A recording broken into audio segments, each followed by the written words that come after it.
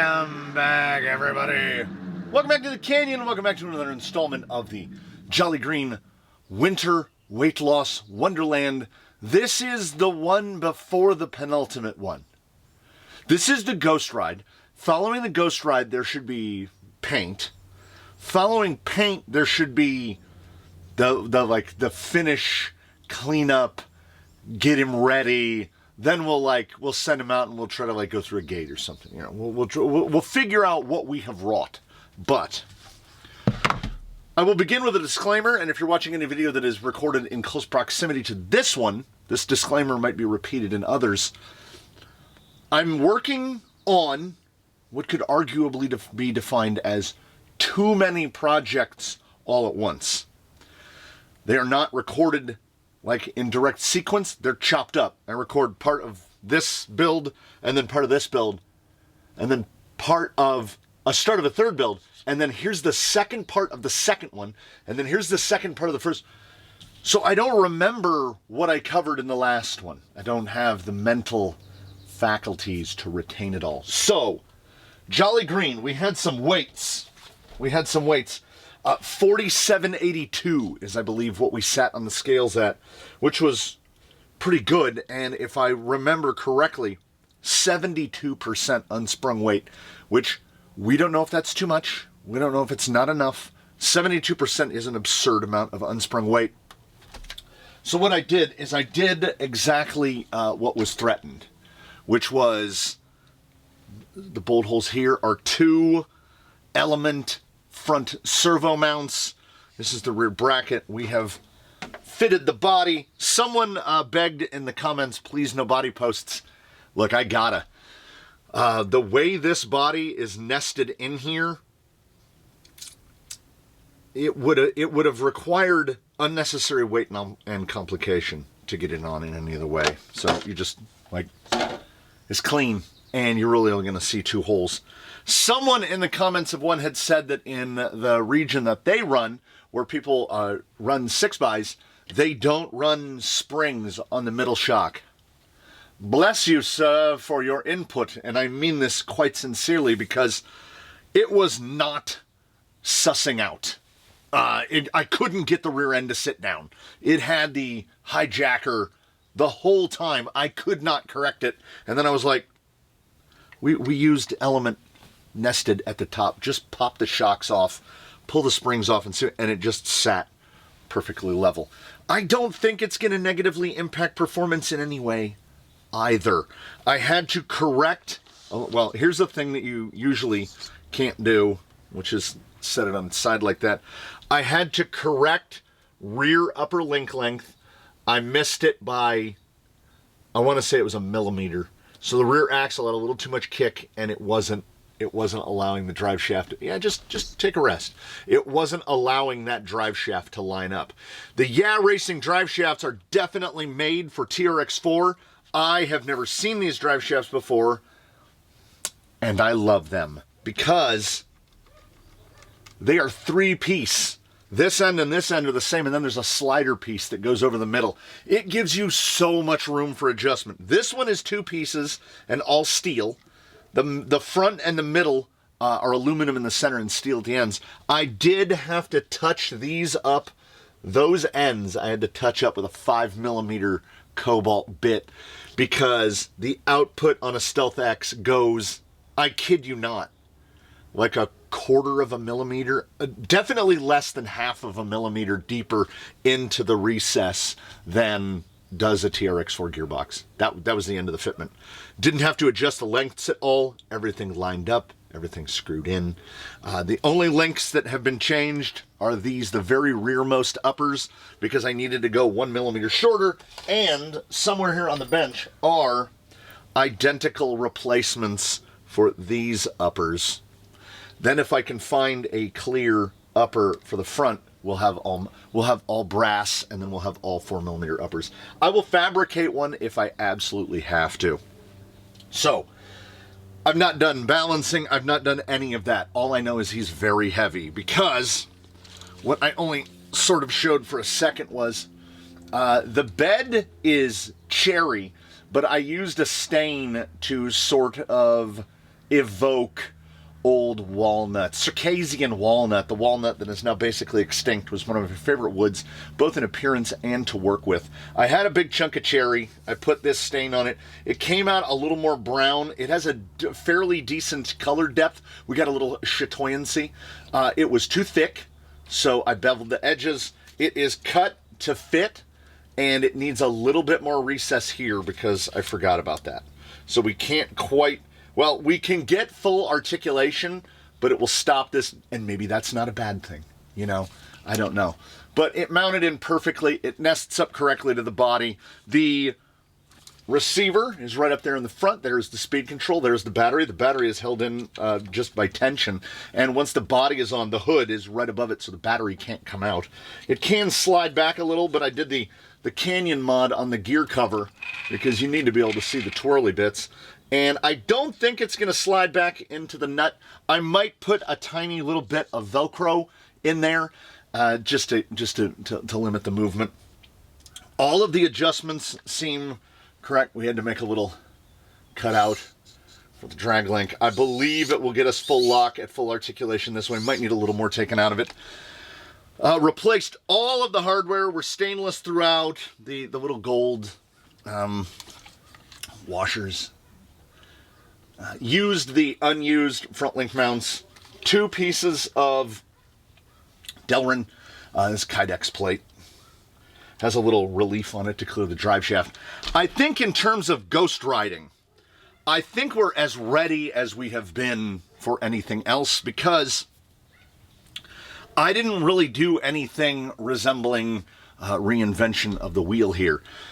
I took a little bit of Zoku's front end. I took a lot of bit of track, like from here back, it's basically just Traxxas. The double bogey action in the rear is all Traxxas. And then my stuff is kind of in here. We have roughly the Element front upper combined with a TRX4 axle. It moves really straight. It has a little bit of shuffle. It moves in kind of an S pattern. The front axle goes and then comes back where it was. Kind of goes out to the left and then comes back to right where it started. And it's only a few millimeters, and I can't make any guarantees because I haven't driven it, but I don't believe that it will be ultimately impactful. I desoldered this is the power lead that was originally on the ESC. I just fabricated my own and made it much shorter.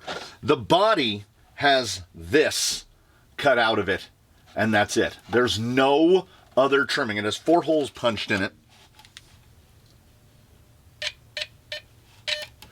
And that's it. So went into the Bluetooth app, which I haven't had to fire up in quite some time. Made those small adjustments, make sure the motor's rotating in the correct direction and all that. Calibrated it up, and now, if you will remember back to Jolly Green before, he's got the 10% overdrive in the front, 10% underdrive in the rearmost axle, and a stock gear in the middle. So it's a 20% split between the 3 axles, and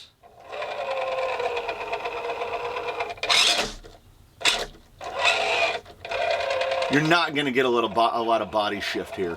So I weighed him exactly like this, which is fully RTR, and we added, this is not an insignificant chunk. I might, during that cleanup, when I replace the links and I have to pull stuff off, I may indeed pull this off, take it over to the saw and the sander, and the thicker parts, thick here, thick here, thick here, I might shallow those down a little bit. It's not going to take off much weight. And the strength that, the more I think about it, the more I'm just like, just leave it. So we went from 4782 in the very rough weights. And honestly, I can't remember. Did I put a battery on it? I don't remember. 5,066 is where we sit now, which is 11.2 pounds. Now, it's easy to understand how we're still above 10 pounds because if you will recall, back to the last installment, these Dash 6 wheels, with the inserts that they're fitted with and the deep woods, are 1,710 grams, 3.77 pounds. So of his 11.2 pounds of weight, 3.8 pounds of that is wheel and tire. On top of that, slightly more weight, 1,752 grams are the axles. So that is 3,460. You divide 3,460 by 5066 and you get 68.4% unsprung weight. 68%, which is why he can very nearly, but the suspension is a little soft. You can set him like that and then he'll fall over eventually. If you get the surface just right, he'll almost do it. It's like those guys that make cairns and stack rocks on top of each other. If you get it just right, he'll sit like that. So what I'm saying here is side hill performance should be pretty good. Is the side hill performance going to suffer because at the furthest out, lowest down point, we have 3.8 pounds of weight between 6 wheel tire combos? I don't know. All I know is that he's got, what did I say? 3,460 out of 5,000.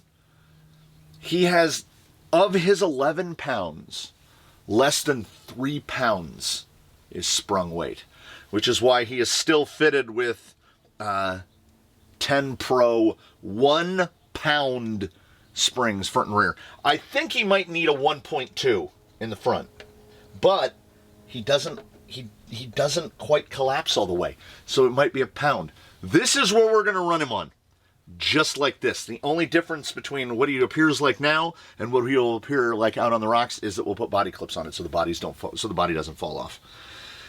This is as close as I've gotten to like we got it. Preparing for a ghost ride.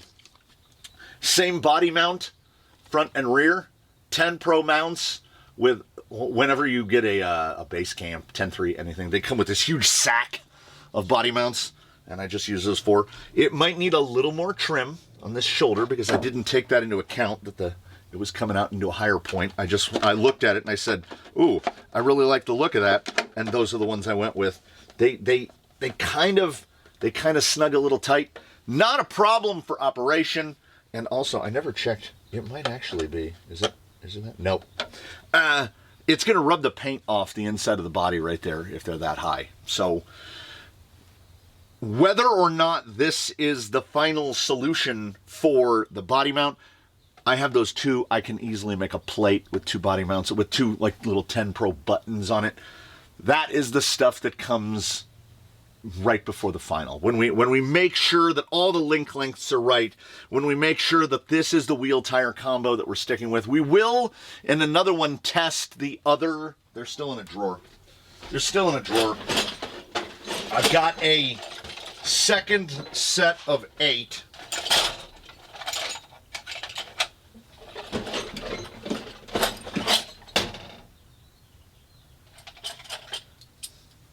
So against my own, like I have campaigned against 6 lug on 6 bolt on 5 spoke, but I don't know. It's kind of okay.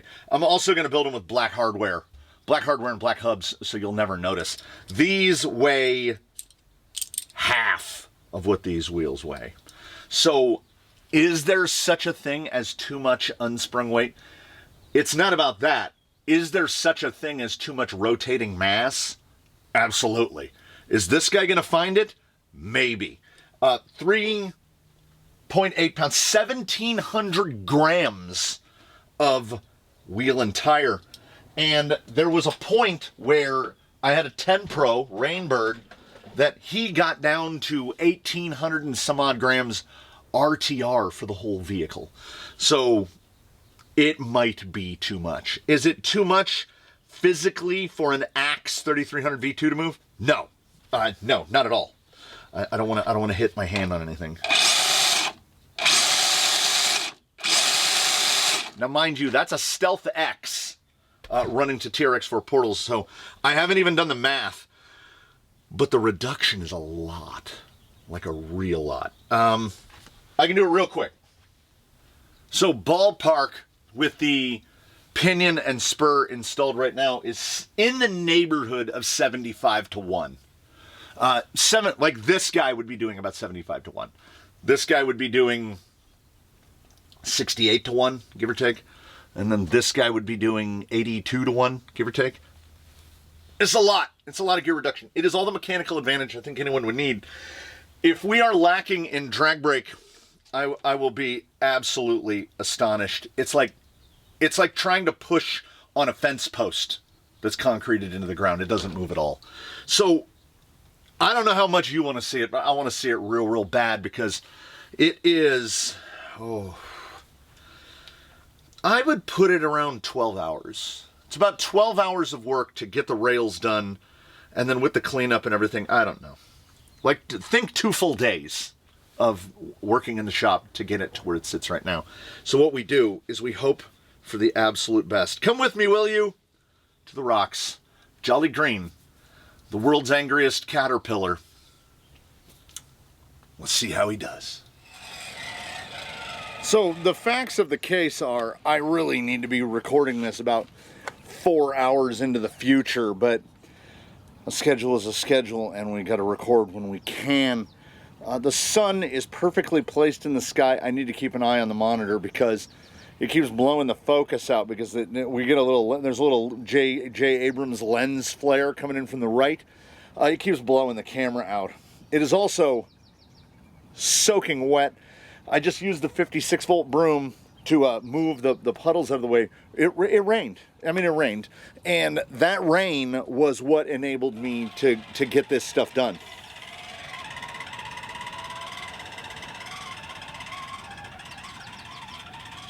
So deep woods don't much care about wet. It's not a tire testicle kind of day. But these, I really don't think it's going to matter.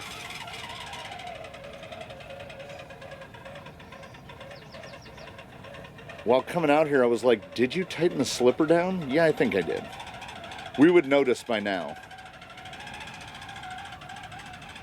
1856. I think I could go down 15 or 16 is probably where we're gonna land at because he's a little crispy at the first roll in. Even at that, would we say 75 to 1-ish?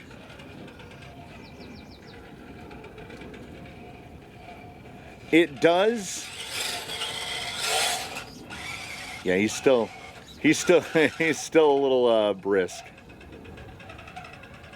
This is pretty much exactly what I anticipated. This is, to quote the youths, how much drive do you want? Yes. So I got a little rollback. We got a little rollback.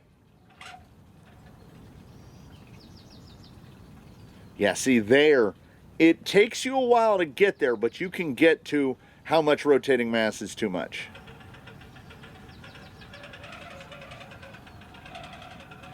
Well, the deep woods are doing great though.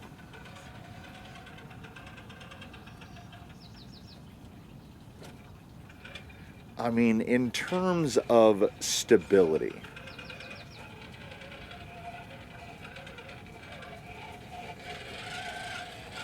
And the turning circle, honestly, pretty good. For a, what did we land at? 445 millimeter wheelbase. Pivot that around. Yeah. Stuff like this is definitely not going to provide a challenge for this guy.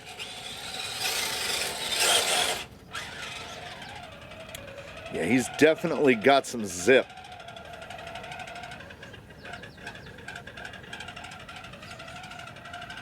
I had a very intrusive, hubris-based thought on the way out here, which is, I don't have any fear for the drivetrain. Like I have no cause for concern. Yeah, that little bit of rollback. Now, I could just get my phone and turn up the drag brake in the axe. It's still at 50%. But before I make electronic changes, I want to see, look at that look. I want to see what it does on a lighter combo and a smaller pinion, because the lighter combo is going to make him feel even zippier than he is now. It's got the low speed control. It's got that FOC in the low end, but it just feels snappy. So while I am all for the alliteration, I do recognize that our actual weight loss was modest. It was the fact that we moved it. Like, he had to be, with all of those plastics and the weight of the body, it was like the other way around. He was like 60-65% unsprung. And now we have reversed that.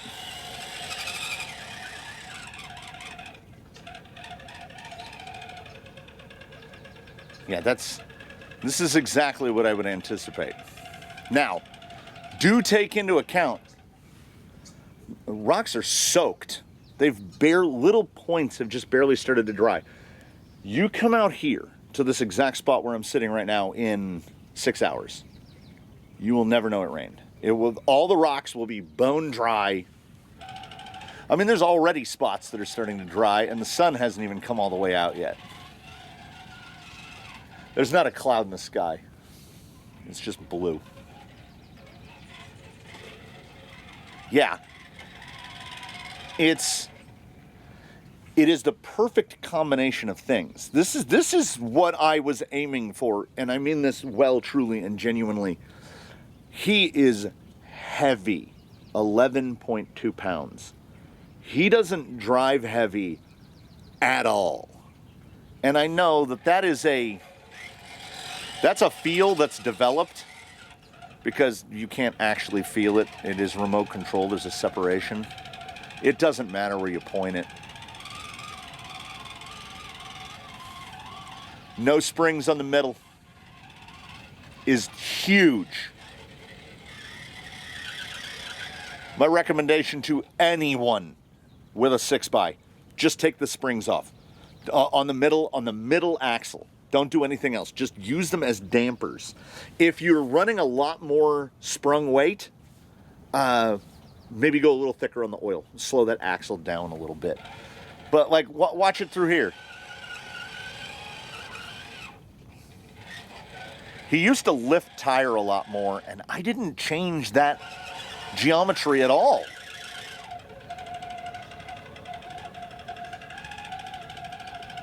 This is also a big reason why I had no concern nor interest about putting an angled skid on it. It does not matter. We have so much contact surface. Those rear inserts are as soft as I have. I mean, we just rolled back to wheels. Let's go all the way this side. It doesn't matter. Doesn't matter. Yeah, maybe a 14. Like, that's in 32 pitch. Going from an 18 to a 14 is a gross adjustment. That's like, so 1856 is 3.1 to 1. We're going to go 4 to 1. 25% more reduction at spur and pinion because. So what we're not going to do is try to self-right him in any way. We'll let gravity take care of it.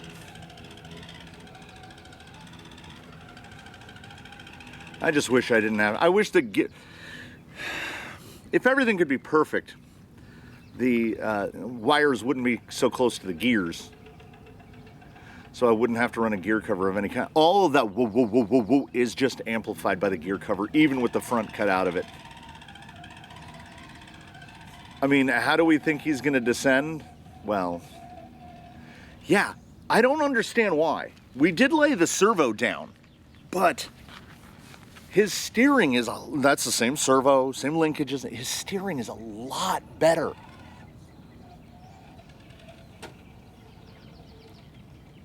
He does not want to leave the ground in any way.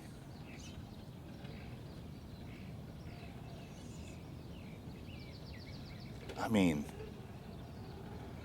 There are good descenders in the fleet. And then there's this.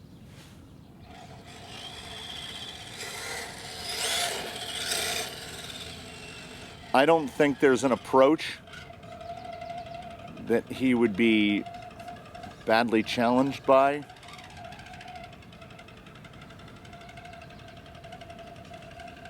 We've got rear axle up against the fence. So we just need to move the front end over and then we'll cut back.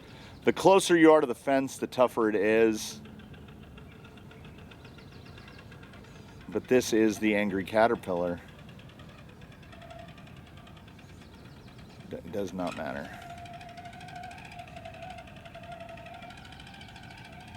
Honestly, I have on a rat hanging on the pegs, I have 6 tusks. I almost think it would be wasted. I can't imagine.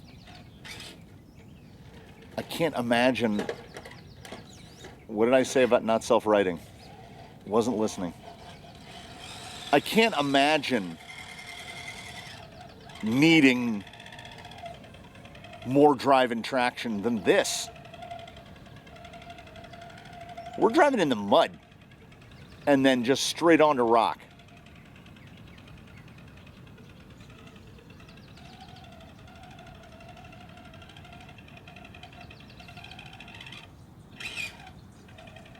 Just that little burst of speed. Grab it right there. I got a little shuttle.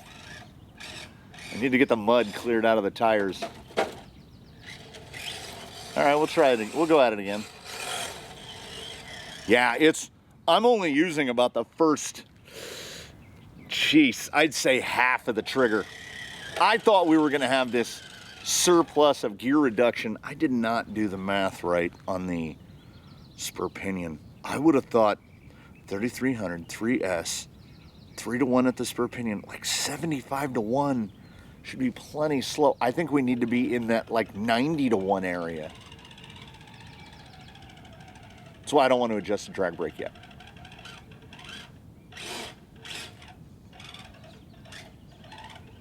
He is not a tire lifter, is he?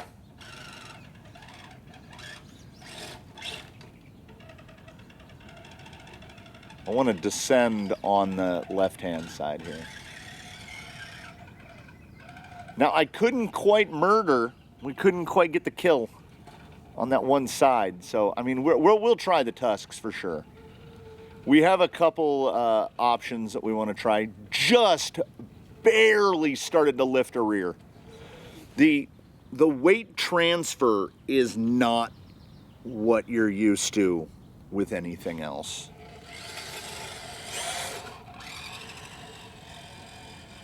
The power delivery is ridiculously smooth.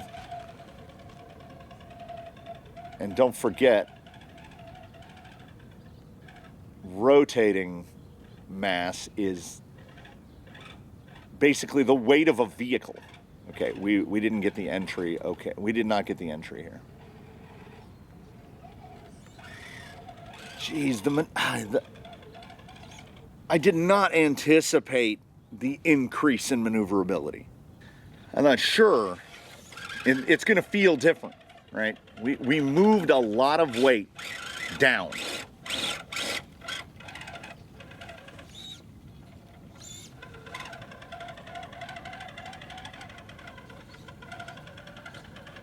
Boy, I'm somewhat better at this when I can see what I'm doing.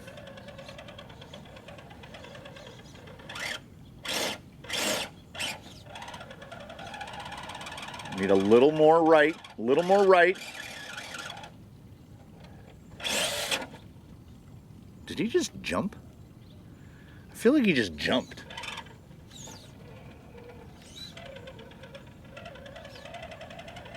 There's the thing I complained about with the 10 Pro, with the stock 10 Pro, which is it has this feeling of being overstable.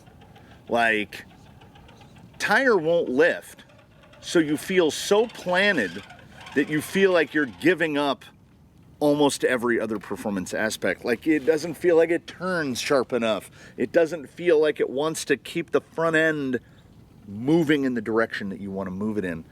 This is the opposite of that. This is almost sprightly in its behaviors, but you can feel that there is just mass.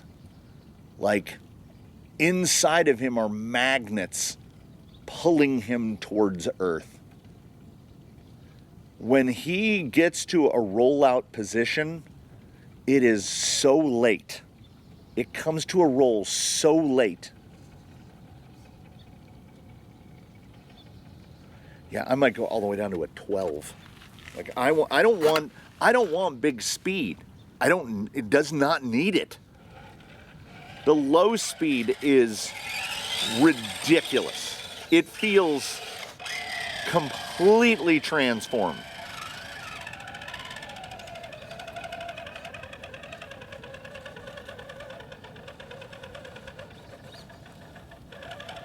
I think we can get over that. Yeah, of course. Not many would. Oh, yeah. Honestly, like 30% trigger is where I'm going to. Want to shuttle that nose around? They're grabbing so good. What is he gonna do in the dry? Good grief.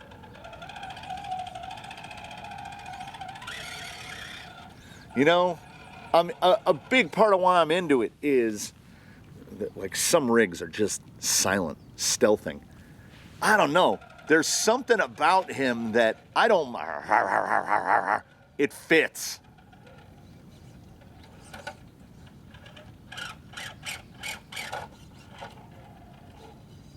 You can do almost anything you want with the power.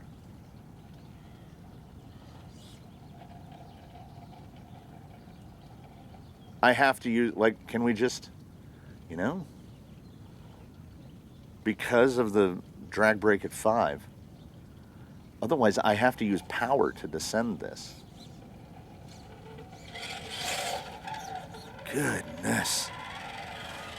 Well, he is a thing now. So naturally, a blind ascent from the backside of a very wet side hill. There we are. Because we have a surplus of confidence that he's not going to have a problem approaching from that side. Came in quite low. I think we can get back on. Like, how deep in can we get? Goodness. Goodness.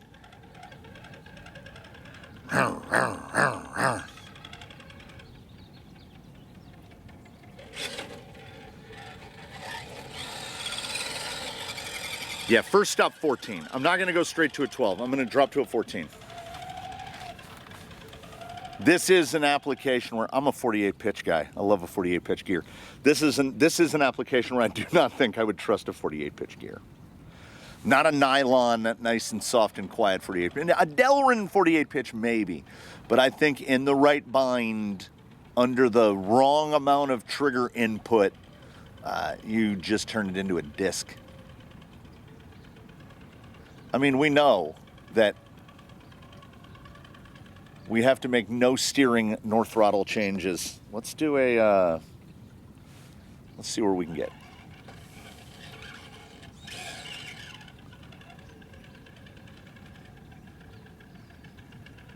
Yeah, deep woods. You can see how wet they are. This entire drive is in the wet.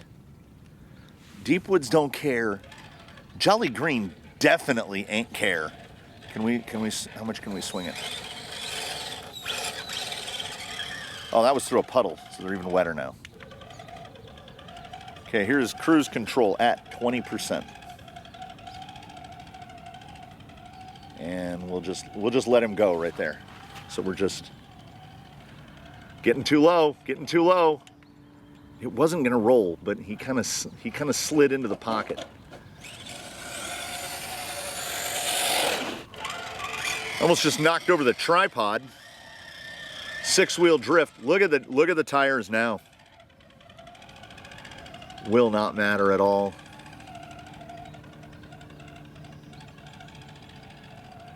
How high do you want to go?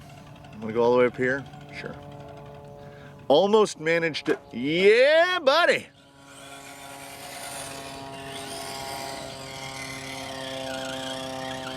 This is really something.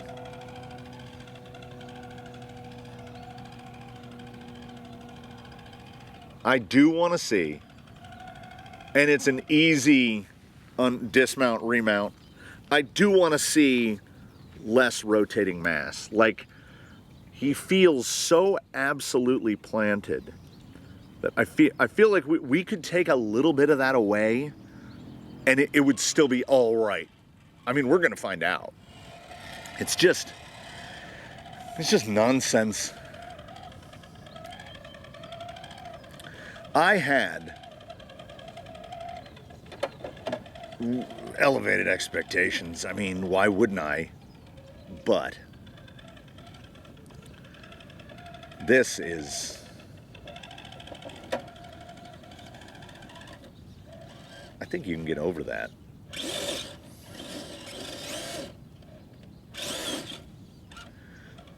That's 6-wheel stuff right there. Oh, right in the eyes. Oh, the rising sun, it got me right in the eye holes. Yeah, nobody else goes up there. That's not a place people go.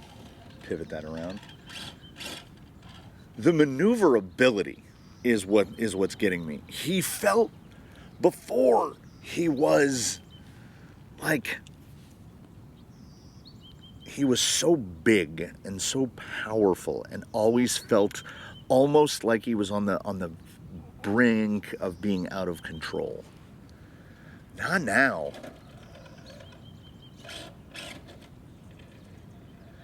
You can be absolutely abrupt in application of throttle in everything. And it's so forgiving.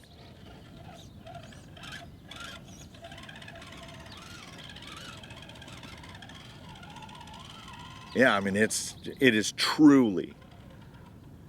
So it still has, I mean, it still feels like a TRX-6-ish. No, it doesn't. It really doesn't. It doesn't feel like a TRX-6 at all. I think the servo horn, there's going to require a little bit, again, between this one and the next, there's going to be a little bit of fiddle with the servo horn and the panhard.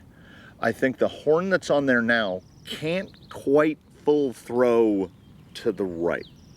Like, because it's like, basically right now the horn and the drag link are just straight, and we need a little bit more steer angle. So I'm going to have to dig through and find a horn, because I want to say this is a 20. We need like a 22. 24 will drop it down a little too much and might mess up the front end geometry. We'll find something.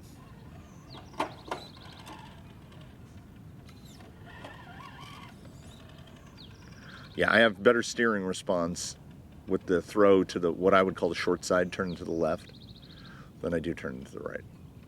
But that's very little, and would not have noticed it otherwise until we got into this scenario. So he'll get a paint, he'll get the cleanup, he'll get the, I'll take a look at the panhard and the drag link. We'll mount them up on the 5 spokes, which will drop, geez, I want to say 600 grams. Well over a pound rotating, dropping those. And then we can fine tune, because those are just conventional 24mm ring wheels. We can put brass rings in the front if we feel we need weight there. We could put brass rings on the middle if we want that axle to have a little more quick droop to it. There's a lot of tuning that can be done now, and I think what I'll do is I'll make those little changes. I'll do some little drives in between to test and see how he's feeling out. And then we'll get him put together, and he'll have his nice green body on there, which I think will go nicely with that bed and the brass, and he's gonna look, chef's kiss, lean, mean, jolly green. And I thank you all for coming and joining us here today. No Lexan noises whatsoever. Just near infinitely maneuverable. I just have to figure out that little steering linkage just a little bit. I hope you tune in to see whatever we have next. I hope in between now and when we meet again, you want to all do your very best. Have a good one, everybody. We will see you again here from the canyon. Jolly Green and I hope you have hope you either had a good day or are going to have a good day. We will see you next time as we, he's mean.